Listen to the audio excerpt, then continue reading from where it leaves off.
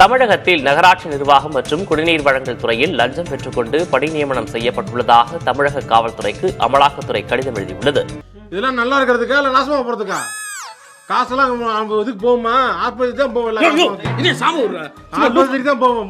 அநியாய காசு வச்சு வச்சு அவ்வளவுதான். ஆனா இப்ப பாதிக்கப்பட்ட இளைஞர்களுடைய தார்மீகத்துக்கு மாதேஷோட பதில் என்ன? நிச்சயம் நாம எல்லாருமே அதுக்கு பொறுப்பானவங்க தான். ஐயா தெரியுங்களா? ஏன்னா திமுக பண்ணிச்சுல்ல, எதுக்கு நான் என்னத்துக்கு பொறுப்பேற்றுக்கணும்? நான் உழைச்சு சாப்பிடுறேன், நான் கஷ்டப்பட்டு இன்ஜினியரிங் படிக்கிறேன், நான் கஷ்டப்பட்டு போய் எக்ஸாமினேஷன் எழுதுறேன். நீங்க உங்க பணத்தாசைக்கு நீங்க அரசியல் பண்ணி ஊழல் பண்ணிப்பீங்க, நான் பொறுப்பேற்கணுமா? என்ன இழிச்சவா நினைச்சிட்டியா இல்ல பைத்தியக்காரன் நினைச்சிட்டியா இல்லன்னா குடியை வச்சு மொத்தமா நான் போலாம் நினைச்சியா? ஊழல் நடந்துச்சா? ஊழல் நடந்துச்சா? இளைஞர்கள் பாதிக்கப்பட்டாங்க. என்ன சார் பண்ணாங்க?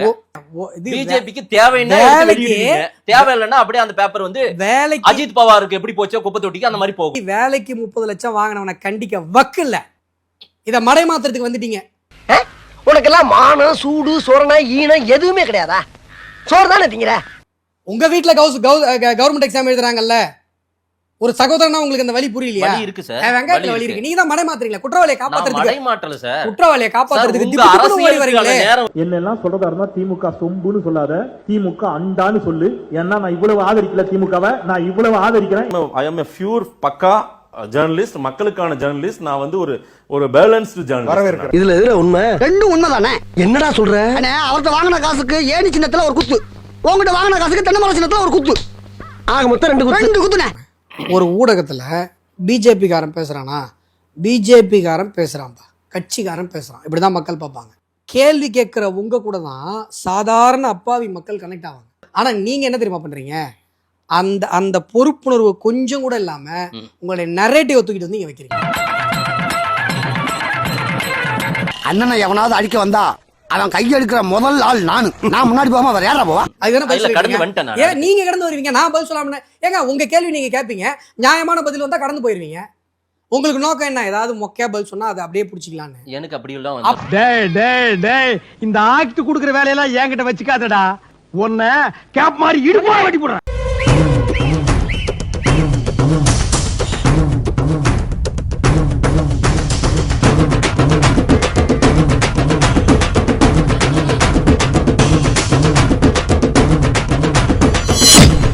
நீங்க ஒரு பதில் எதிர்பார்ப்பீங்க, அந்த பதில் வந்துச்சுன்னா அமைதியா இருப்பீங்க. நீங்க எதிர்பார்க்குற பதில் வரலன்னா டைவர்ட் பண்ணுவீங்க. இது உங்க ஸ்டைல் இல்லைன்னு சொல்லுங்க பாப்போம். மனசாட்சி தொட்டு ஏங்க என்கிட்டயே அங்க விளையாடுறீங்க? ஏய் உன்னை தெரியும்டா, எனக்கு என்னென்ன வேலைக்கு எப்படி முடிய டைப்பா மாத்துவேன்னு எனக்கு தெரியும். இதெல்லாம் நம்ம கிட்ட வேண்டாம் மகனே. நீங்க உங்க அரசியல் அறிப்புக்கு எங்க முன்னாடி வந்து சொரியாதீங்க சார். நீங்க உங்க நரேட்டிவ் கொண்டு வந்து எங்க கிட்ட காட்டாதீங்க சார்.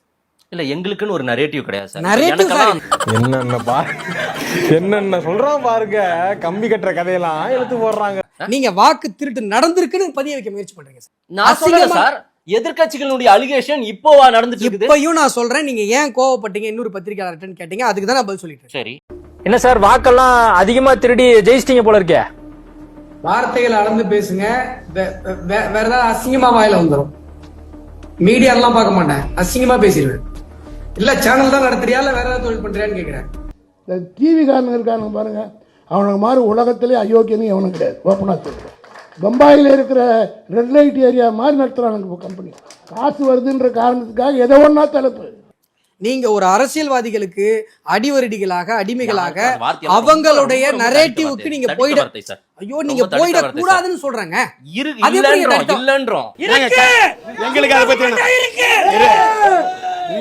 இப்படி ராகுல் சொல்லுகிறாரே, நீங்க என்ன பதில் சொல்றீங்க?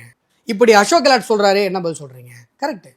நீங்களே அதை முடிவு பண்ணி நீங்க அதை மக்கள் மத்தியில மனசுல பதிய வைக்கணும்னு நினைச்சா உங்க நரேட்டிவ்க்கு நாளா? உங்க நரேட்டிவ்க்கு நாளான்னு கேக்குறேன். உட்கார்ந்துட்டு திமிரா உட்கார்ந்துட்டு பேசிட்டு கூடாது. ஆளுக்கு பெரிய நீங்க தான் பெரிய அறிஞர்கள், பிறக்கும் போது 6-7 மூளையை வச்சு உங்களுக்கு படைச்ச மாதிரியும் நாங்கெல்லாம் களிமண் நம்ம வச்சிருக்கிற மாதிரி மண்டைக்குள்ள ஒழுங்கா இருக்கணும். 10,000 ரூபாய் ஸ்கீம் என்னன்னு கேட்டேன். ஸ்டார்ட் அப்காக கொடுத்தது. பெண்களை தொழில் முனைவோர்களாக மாற்றுவதற்காக அந்த திட்டம். 10,000 ரூபாய் இல்ல, 2 லட்சம்.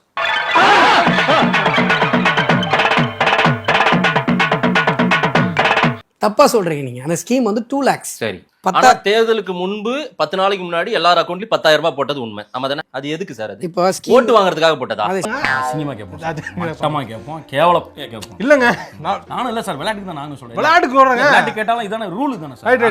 கேட்போம். நான் அப்படிங்கிறீங்க. ஸ்கீமை பத்தி உங்ககிட்ட கேட்கலையே. அது எதுக்காக இந்த ஸ்டார்ட் அப் தொழில் முனைவோர் பெண்களுக்கு நீங்க கொடுத்த 10,000 ரூபாய் எதுக்கு? அது 2 லட்சம் ரூபாய் ஸ்கீம்னு தனி. அது ஏதாவது அந்த சொல்ற scheme பத்தி போற தனியா மாதிரி பேசுவோம். அந்த ஸ்கீம் மேல தான் நீங்க அலிகேஷன் எலெக்ஷன் வைக்கிறீங்க. 10 நாளைக்கு முன்னாடி டேட் அனௌன்ஸ் பண்றதுக்கு முன்னாடி 10,000 ரூபாய் அக்கவுண்ட்ல போட்டு ஓட்ட வாங்கிட்டீங்கன்றாங்க சார். அதை தான் சார் இப்ப கேள்வியா கேக்குறேன். ஏதாவது சொல்ற நீங்க அதுக்கு பதிலா போறீங்க, சொல்லுங்க. ஏதாவது சொல்ற போறீங்க. அதாங்க ஸ்கீம். நான் எஸ்எஸ்எல்சிடா. நீங்க எஸ்எஸ்எல்சி ஃபெயில்னே. நான் 7வது பாஸ்னே. அடே பச்சனை புடிங்கி நான் எஸ்எஸ்எல்சிடா. அடங்க நான் 7வது பாஸ்ங்க. நிதிஷ் கவர்மெண்ட் எத்தனை வருஷமா இருக்குது? நிதிஷ் கவர்மெண்ட் எத்தனை வருஷமா இருக்கு? Scheme பிஜேபியோட நீங்க டை அப் வச்சது, அந்த நிதிஷோட scheme, அலையன்ஸ் வச்சது எத்தனை வருஷம்? மதேஷ், அந்த ஸ்கீம் ஏன் இப்ப தேர்தலுக்கு 1 மாசத்துக்கு முன்னாடி தான் உங்களுக்கு இப்படி ஒரு ஸ்கீமே கொடுக்கணுமா? ஒரு அந்த ஸ்டார்ட் அப் ஸ்கீம் என்னன்னு பெண்களுக்கு சொல்லுங்க. அந்த ஸ்கீம் என்னன்னு சொல்லுங்க. சிக்கிக்கிட்ட நீ சாமி, தப்பிக்க முடியாது ராஜா. வாசமா சிக்கிக்கிட்ட உன்னை வச்சு அடிப்பான். இம்ப்ளிமெண்ட் பண்ணனும்னு ஸ்கீம் எக்ஸ்பிளைன் பண்ணுங்க ஃபர்ஸ்ட். ஸ்கீம் என்னன்னு தெரியல, வந்துட்டீங்க அலிகேஷனை தூக்கிட்டு. எக்ஸ்பிளைன் தி ஸ்கீம். ஏங்க என்னங்க காமிங்க என்ன போற போக்குல என்ன இது என்ன கேள்வி இது? புரியல. ஆமா சார், ஏன் நீங்க 4.5 வருஷமா 5 வருஷமா நீங்க பண்ணல? கவர்மெண்ட் முடியும் போது தான் எலெக்ஷன் தேர்தல் வரப்போகுதுன்னு தெரியுது இல்ல? அந்த ஸ்கீம் என்ன? இல்ல நீங்க மறுபடியும் ஸ்கீம் என்னன்னு கேட்டே நீங்க அன்னைக்கு காலையில 6 மணி. நல்ல ஸ்கீம், அதுக்கு தான் சொல்லணும்னு நினைக்கிறேன். இல்ல நல்ல ஸ்கீம் 4 வருஷமா செஞ்சிருக்கலாம்ல.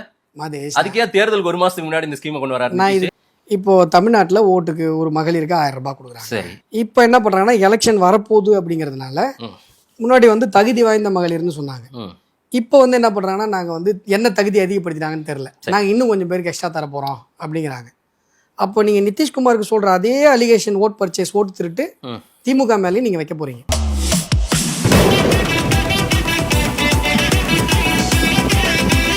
அது ஓட் பர்ச்சேஸ்னா இதுவும் ஓட் பர்ச்சேஸ் நான் சொல்றேன்.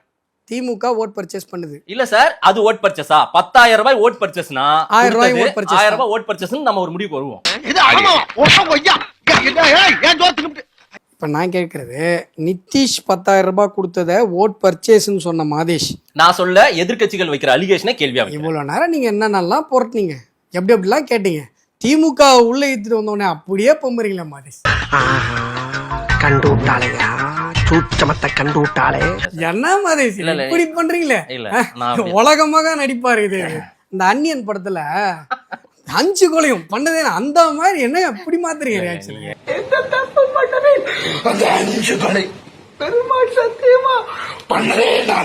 சார் நிதிஷ் கொடுத்த 10,000 ரூபாய்க்கு வாங்க சார். ஸ்டாலின் கொடுத்த 1000 ரூபாய்க்கு வாங்க சார். இதெல்லாம் கொடுமையா இல்லையா? இப்படி ஒரு பதில சொல்லக்கூடாது, அதெல்லாம் ஏற்புடையதல்ல. எனக்கு தெரிஞ்ச டாக்டர் புதுசா ஒரு ஆஸ்பத்திரி ஆரம்பிச்சிருக்காரு, ஒரு ஊசியை போட்டு போங்க. ஊசியை போட்டு போவா? நான் எதுக்கு ஊசி போடணும்? நீங்க முகராசியான ஆளா இருக்கீங்க, ஒரு ஊசியை போட்டு போனீங்கன்னா அப்புறம் அந்த ஆளுக்கு அதுவா வியாபாரம் ஓடிக்கும்.